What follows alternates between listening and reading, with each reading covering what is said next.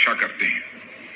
साथियों, किसी भी राष्ट्र के लिए सेनाओं का नमस्कार, जय हिंद, जय भारत, वंदे मातरम। आप देख रहे हैं आरवी वेलफेयर न्यूज। स्वागत है आपका आपके अपने चैनल आरवी वेलफेयर में। 31 केंद्रीय सैनिक बोर्ड की मीटिंग के दौरान रक्षा मंत्री, CDS, army, navy chief, defence secretary मौजूद रहे। आइए जानते हैं पूर्व सैनिकों के लिए क्या कहा माननीय रक्षा मंत्री ने। माननीय रक्षा मंत्री श्री सिंह ने सभी का स्वागत करते हुए अपने संबोधन में कहा, एक्स सर्विसमैन और सेनाओं के साहस की प्रशंसा की और साथ ही कहा, सेनाएं बॉर्डर की सुरक्षा करने के साथ साथ देश के अंदर आंधी, तूफान, बाढ़ जैसे राहत कार्य में भी अपना योगदान करने से पीछे नहीं रहते हैं। साथ ही देश के बाहर भी, विदेशों में भी अपनी महत्वपूर्ण योगदान का लोहा मनवा चुकी हैं। इसीलिए सेनाओं की जितनी भी प्रशंसा की जाए वो कम है। साथ ही वेटरन्स, एक्स सर्विसमैन की सराहना करते हुए कहा कि सैनिक चाहे रिटायर्ड हो जाए लेकिन उनकी देश सेवा की भावना खत्म नहीं होती है। साथ ही जब भी देश की जरूरत होती है वो अपना योगदान देने से पीछे नहीं रहते। और साथ ही कोरोना काल की याद दिलाते हुए कहा कि पूर्व सैनिक संगठनों ने राहत कार्य, दवाइयां, ऑक्सीजन सिलेंडर देश के कोने कोने में पहुंचाने का काम किया। साथ ही उन्होंने कहा कि इसके लिए पूर्व सैनिकों की सुरक्षा में हमारी सरकार कोई कमी नहीं छोड़ती। साथ ही पूर्व सैनिकों के प्रति राष्ट्र की क्या जिम्मेदारी है उसके बारे में बताया। लेकिन पूरी चर्चा में कहीं भी ओआरओपी के लिए लड़ रहे पूर्व सैनिकों के बारे में दो शब्द भी नहीं कहे। जंतर मंतर से लेकर जगह जगह पूरे देश में भूतपूर्व सैनिक जो अपनी मांगों को लेकर ज्ञापन सौंप रहे हैं और मार्च कर रहे हैं, अपनी मांगों की गुहार लगा रहे हैं, उनके बारे में दो शब्द भी नहीं कहे। आइए जानते हैं, देखते हैं, सुनते हैं कि माननीय रक्षा मंत्री श्री राजनाथ सिंह से क्या कहा और क्या पूरी खबर है। अब मैं माननीय रक्षा मंत्री श्री राजनाथ सिंह से केंद्रीय सैनिक बोर्ड की 31वीं बैठक को संबोधित करने का अनुरोध करूंगा। राज्यों के सभी सम्मानित मंत्रीगण, जनप्रतिनिधिगण, chief of defence staff, navy और आर्मी के चीफ्स, सेक्रेटरी ESW, सेंटर और स्टेट्स के सारे सीनियर, स्वागत है, अभिनंदन है। और जैसा कि अभी भी आपको बताया गया है कि हम सभी यंग सर्विसमैन के इंटरेस्ट से जुड़े मुद्दों पर बातचीत करने के लिए यहाँ पर उपस्थित हुए हैं। वैसे तो हम सभी किसी न किसी फोरम पर मिलते रहते हैं, हमारी बातचीत भी होती रहती है और हमारे यंग सर्विसमैन के वेलफेयर से जुड़े भी काम होते हैं, वे भी सुचारू रूप से चलते ही रहते हैं। पर फॉर्मली इस मीटिंग को ऑर्गेनाइज करना हमारे यंग सर्विसमैन और उनके परिजनों के वेलफेयर और वेलबींग के प्रति हम सबके विशेष कंसर्न को यह दिखाता है। इस तरह के सम्मिलित प्रयासों से उन वीरों के अंदर अपने और अपने परिजनों के भविष्य के प्रति सुरक्षा की भावना भी पैदा होती है, जो वीर इस देश की सुरक्षा करते हैं। साथियों, किसी भी राष्ट्र के लिए सेनाओं का क्या महत्व होता है, इस पर अधिक बात करने की आवश्यकता मैं नहीं समझता हूं। खासकर हमारे देश भारत के संदर्भ में कहूं तो हमारी सेनाएं केवल बॉर्डर सिक्योरिटी की दृष्टि से ही नहीं बल्कि उससे अलग भी जब कभी कोई जरूरत होती है तो वे हमेशा पूरी तत्परता के साथ खड़ी मिलती हैं। कहीं बाढ़ आ जाए, तूफान आ जाए या कोई लैंडस्लाइड हो या इस तरह की कोई भी नेचुरल कैलेमिटीज हो, उस सूरत में भी हमारी सेनाएं अपनी बहुत ही महत्वपूर्ण भूमिका का निर्वाह करती हैं। हमारी आर्म फोर्सेस के जवान अपनी कमिटमेंट के कारण देश तो देश के बाहर भी जाने जाते हैं और आज हमारी सेनाएं फर्म कमिटमेंट और डिसिप्लिन का एक बड़ा पर्याय बन चुकी हैं। इसलिए हमारी सेनाओं की जितने भी सराहना की जाए वह कम है।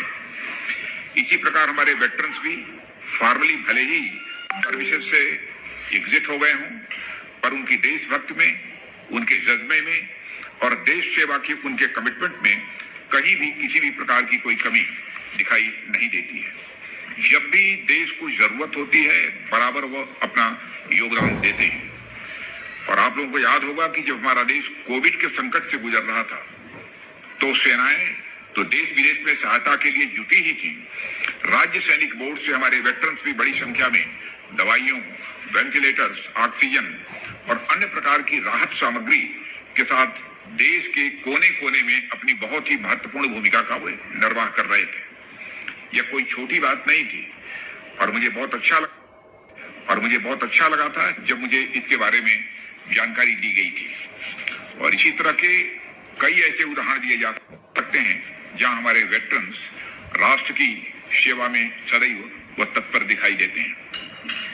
इन सभी को मैं हमेशा ही नेशनल एसेट के रूप में मानता हूं और देश को अपने एसेट्स पर गर्व है। इन सभी वीरों और उनके परिवार की देखभाल और रीसेटलमेंट को इंश्योर करना यह हमारी एक नेशनल रिस्पांसिबिलिटी है, जिससे ये सभी एक गरिमामय जीवन व्यतीत कर सकें और हमारी सरकार इसके लिए पूरी तरह से कमिटेड है। साथियों, हमारे देश में अनेक प्रकार के प्रोफेशनल्स होते हैं। सभी अपने अपने अनुरूप और अपनी क्षमता के अनुसार राष्ट्र की सेवा करते हैं।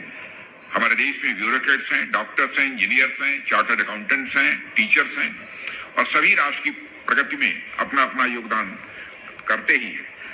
पर आप लोगों ने ध्यान दिया होगा कि इस देश में कितने ऐसे प्रोफेशंस हैं जिसमें यंग प्रोफेशनल्स के वेलफेयर के लिए एक पूरा विभाग ही बनाया गया, जबकि हमारे वेटरन्स बंधुओं के वेलफेयर के लिए रक्षा मंत्रालय में बाकायदा एक डेडिकेटेड डिपार्टमेंट है। यह इस बात का प्रमाण है कि हमारे वेटरन्स के प्रति राष्ट्र की जिम्मेदारी क्या है और राष्ट्र की प्रायोरिटी क्या है, उनके प्रति हमारी चिंता क्या है और वेटरन्स हमारे लिए क्या मायने रखते हैं। और यह देश हमारे सैनिकों और वेटरन्स के प्रति बड़ी कृतज्ञता और सम्मान का भाव भी रखता है।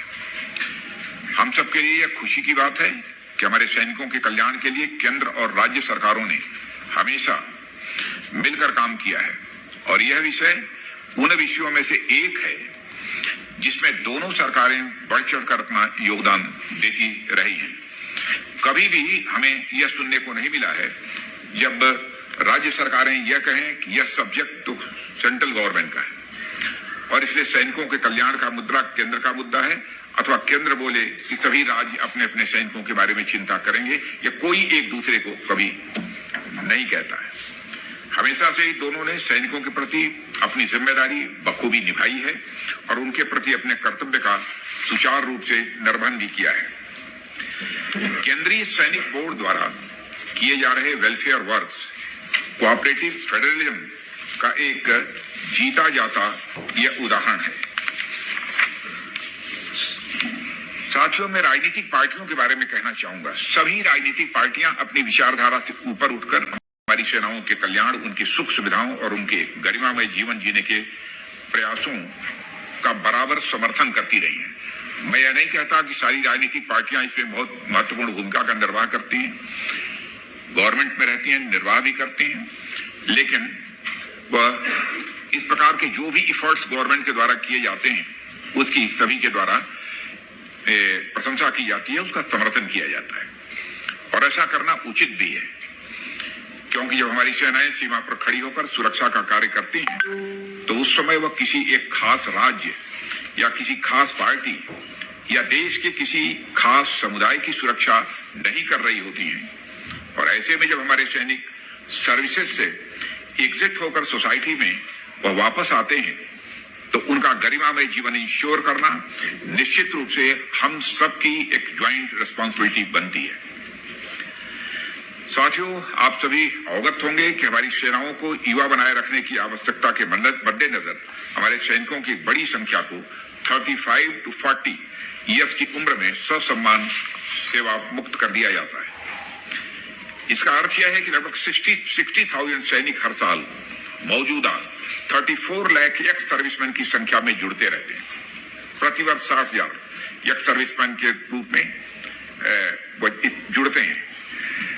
इसलिए इन पूर्व सैनिकों और उनके परिजनों की देखभाल करना यह हम सबका एक बड़ा दायित्व है।